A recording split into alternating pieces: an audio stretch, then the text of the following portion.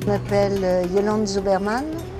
Je suis à Cannes pour présenter la Belle de Gaza en sélection officielle, en séance spéciale. Tell me, baby, baby, do I walk like a boy? Do I speak like a boy? Do I stand like a boy? Sorry, baby, you keep asking, do I kiss like a boy? Should I spit like a boy? May I fuck all the boys? Tell me, baby, baby, do I walk like a boy? Do I speak like a boy? Do I stand like a boy? Sorry, baby, you keep asking, do I kiss like a boy?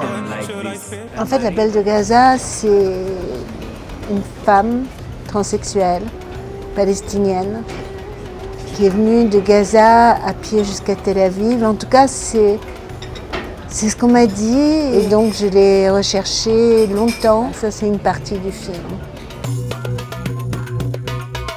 Ce film, moi, je l'ai tourné comme dans un état de rêve éveillé.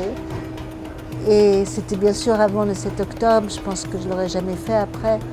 Et au bout du compte, c'est comme un rêve éveillé qui a traversé un cauchemar épouvantable.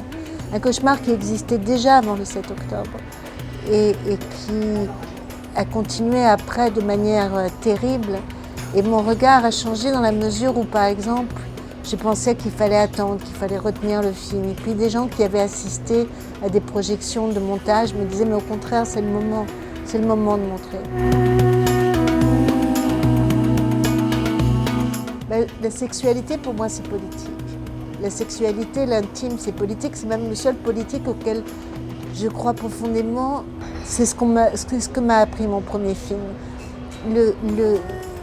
J'ai été filmer ce vieux couple amoureux et c'est comme si je leur disais « mais quelle marge de liberté on a quand on est désigné d'une certaine manière ?»